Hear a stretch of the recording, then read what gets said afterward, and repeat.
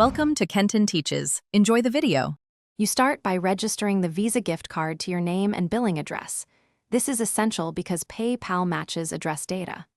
Once done, make sure the card has at least $1, $2 for the small verification charge PayPal uses. Call the card issuer or use their web portal to attach your name and address. Then note the card number, expiration date, CVV, and ZIP code. Doing that now avoids rejected additions and prepares you for the wallet step immediately afterward.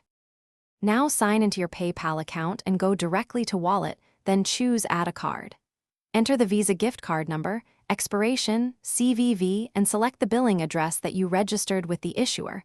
Mismatch will cause rejection. PayPal will place a small temporary authorization charge. Check your card statement or issuer portal for the exact amount and descriptor. Keep this number. You may need it to confirm the card. If the ad succeeds, PayPal treats the card like a debit or credit source for payments.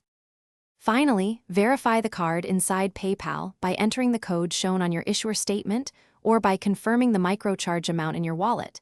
This completes linking. Once verified, choose the gift card as your payment source at checkout or when sending money. Be mindful PayPal may prefer primary bank or PayPal balance for some transactions. If you hit problems, first confirm the card isn't expired and has sufficient funds. Then ensure the issuer allows online merchant authorizations and that billing info exactly matches PayPal. Thanks for watching. Please subscribe if this video was helpful.